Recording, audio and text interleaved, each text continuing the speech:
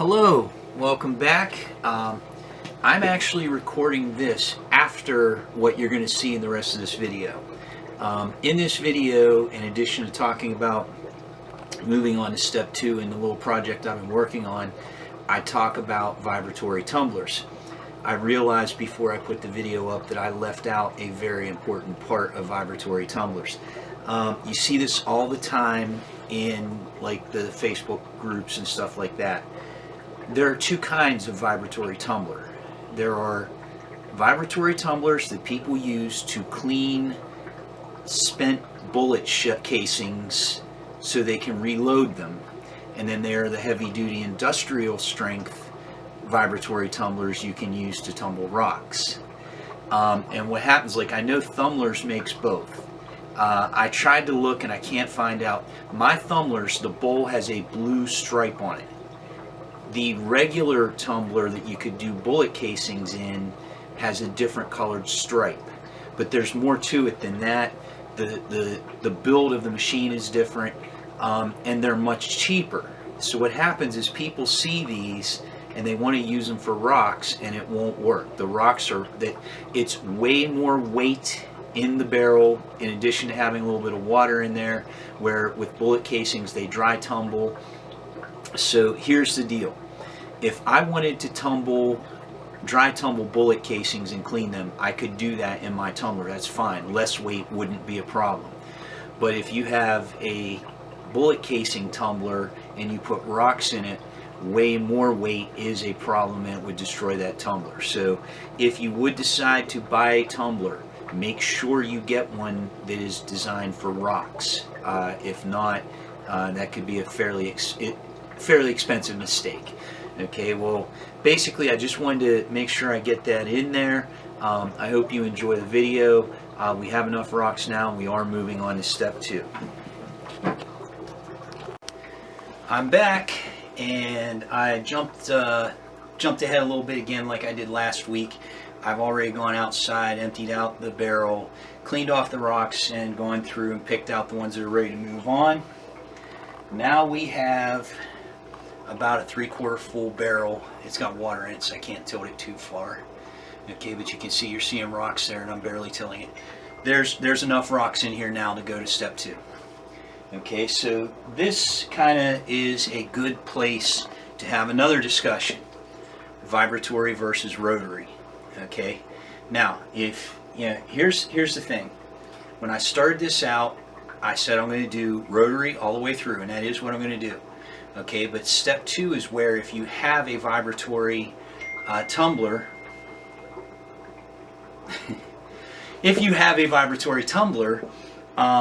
things can change. Okay, and I'm going to give you a couple of the advantages. One is it uses a lot less grit. Okay, when I move to step 2 with this barrel, I'm going to put 2 tablespoons of grit, or actually almost 4 tablespoons of grit in it. I keep forgetting my little scoop is 2 tablespoons, and I do 2 scoops. So that'd be 4 tablespoons of grit. Okay, with the polishes, I use half a teaspoon in the vibratory. Okay, so there's that advantage. It's also faster. Okay, when we move on to step 2, I'm going to do a week in step 2, a week in step 3, and a week in step 4, and we should be done at that point. Okay, if I were doing the vibratory, it would be 3 days in step 2, 3 days in step 3, and 3 days in step 4. We'd be done in 9 days. And a lot of people might tell you that I'm doing longer than I need. Okay, I've seen people who do a day and a half in each. Okay, but I've found a half day doesn't work for me because I'm not going to get up at 3 in the morning to empty, a tumbler or something like that. And going over isn't going to hurt anything.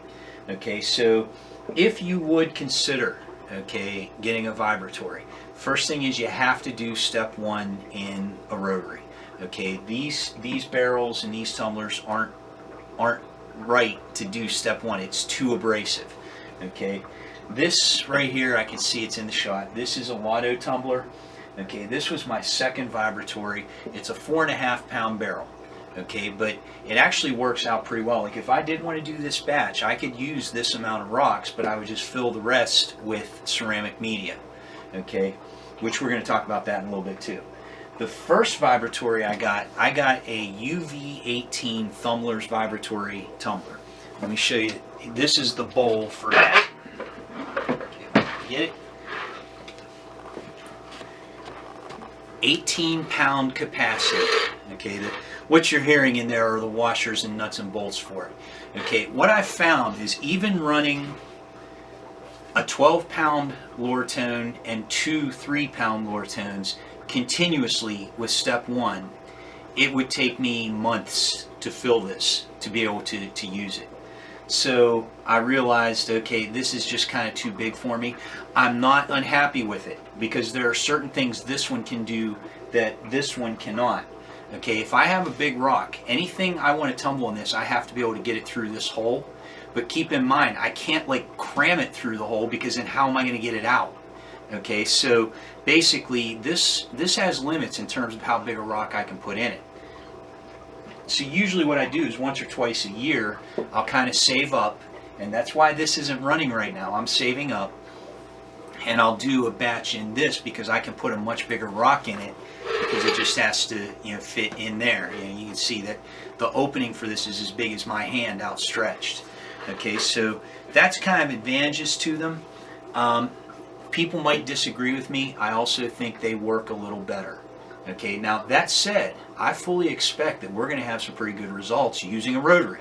I'm not saying there's something you can do with this that you can't do with a rotary, but it takes longer, it takes a little more patience, it takes more grit.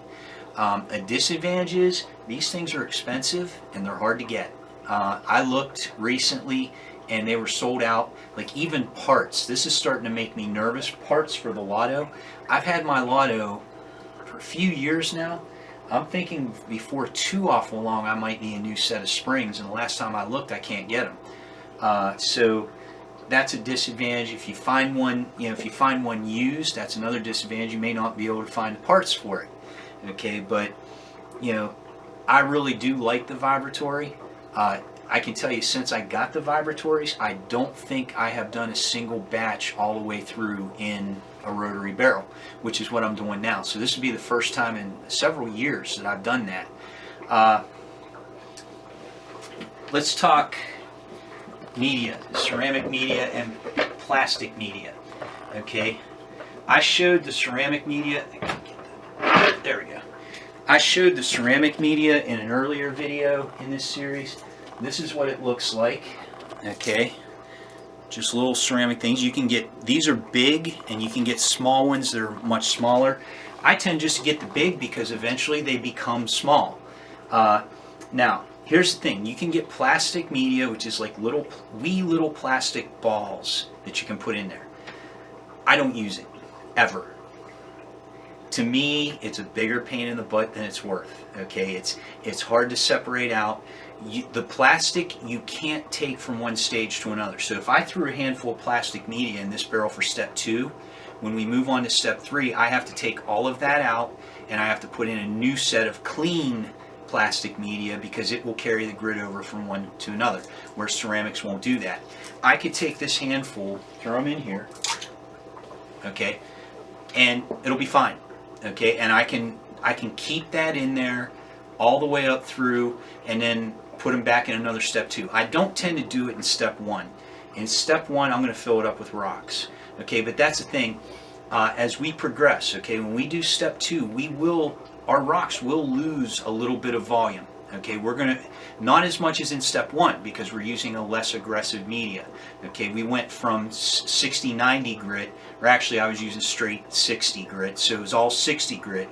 Now we're going to be doing 120-220. So it's not as aggressive, we won't lose as much, but if we finish it and the barrel looks a little low, I can just throw in a little extra ceramic media and it's fine. What I do is I keep this. It's an old coffee mate container, and it is literally full of used ceramic media. So if I need a handful, I just grab a handful, throw it in, and when I'm done with it, I let it dry before I put it in here because I don't want to end up with mold in there. Okay, but that's why I like the ceramic. I think it does it just as well, in my opinion, as the plastic. It's basically there to fill space and to help keep rubbing that grit against those rocks. Okay, I can leave those ones in there. I probably will. I'll leave those in there for step 2, and won't cause a problem. Okay, when they're brand new, I like to start them in step 2 to kind of smooth them out a little bit before they move on from there. So usually what I'll do is I'll throw brand new ones in the vibratory in step 2 when I start a batch, and just let them go right through. So that's a little bit about vibratory tumblers. I love mine, and you know, there's pluses and minuses, like I said, with the I will say this, with the tumblers, the noise level is way higher. The tumblers is loud. It's a plastic barrel, and those rocks are slamming against it continuously for the entire time. Bless my wife, our living room is directly over my head, and she has never said a word to me. She puts up with me, lets me get away with it.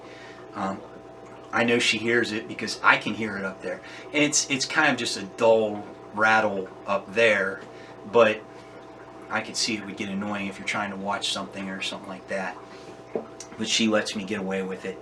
And the tumblers is much quieter because it's a rubber barrel. Okay, so when it's running, you still hear it. Like if you walk into my basement, you're gonna hear it. It makes noise, but it's not all that loud. I don't think you're supposed to run one of those without a barrel in it, so that probably wasn't a great idea. But basically, it makes noise, but not as much. They make a double barrel Lotto, which has 2 of these barrels, which means you could do more rocks at one time. But like I said, to be honest with you, unless you're running some fairly big batches in step 1, it's going to take you a while to fill 2 of those. Okay, the tumblers is roughly 4 times bigger than the Lotto, so it takes a quarter of the time for me to fill this than it does to fill the tumblers. But in all honesty, I still find myself going probably almost 50-50 ceramic media to rock.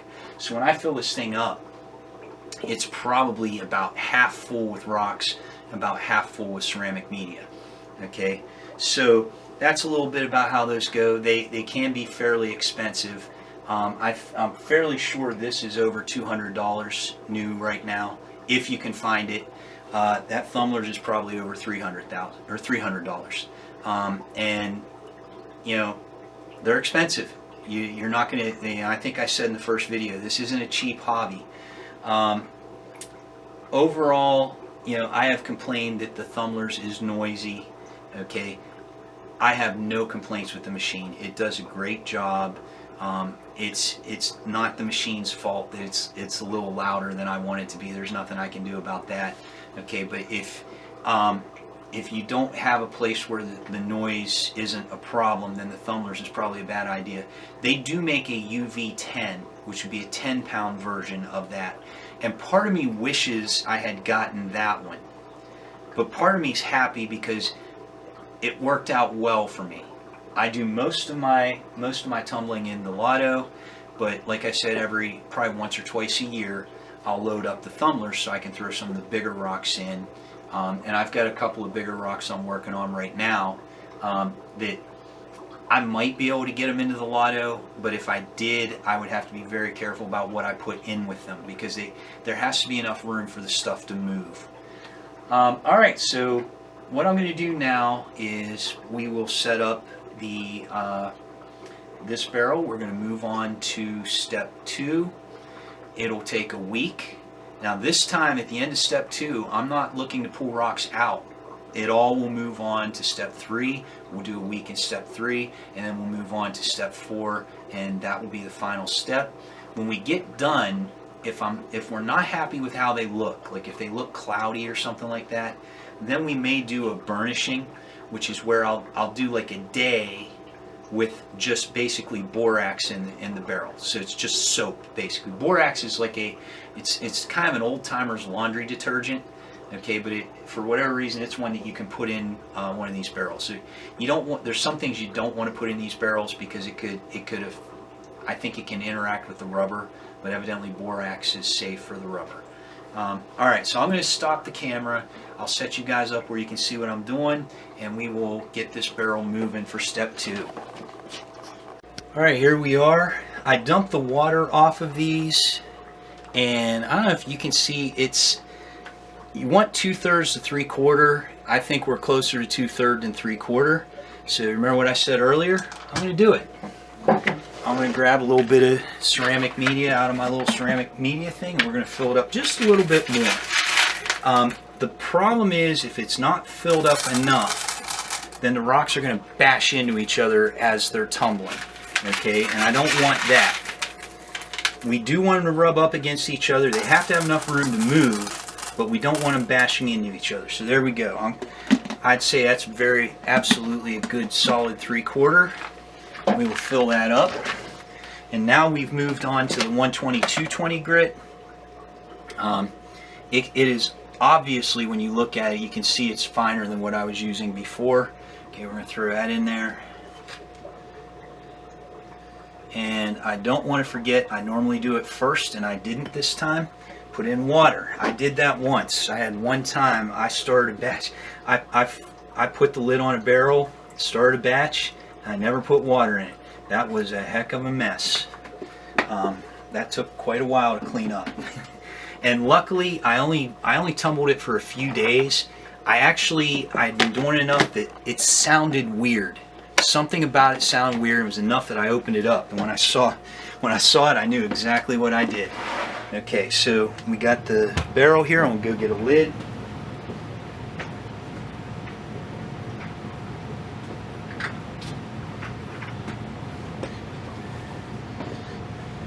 Okay, we'll put the lid on.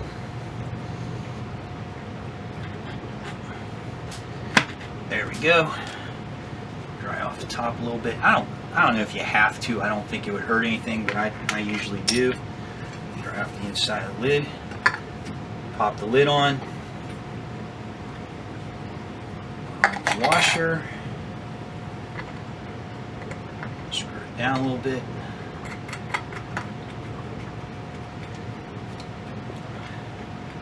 A little bit more. And you want hand snug. I heard somebody say that recently, and that is a great way to hand snug. You don't want to sit there and crank on it. You could end up breaking the inside of your lid. Don't want to do that. And you know, I can say, knock on wood, I've never had one leak yet. Even I had one of these, the inside of the lid, the rubber got a hole in it. It didn't leak. I didn't find out until I opened it up. So just hand snug, pop it on there, turn it on, and we're waiting for another week. All right, have a good week. I'll see you in a week, and we'll see how these look after step 2.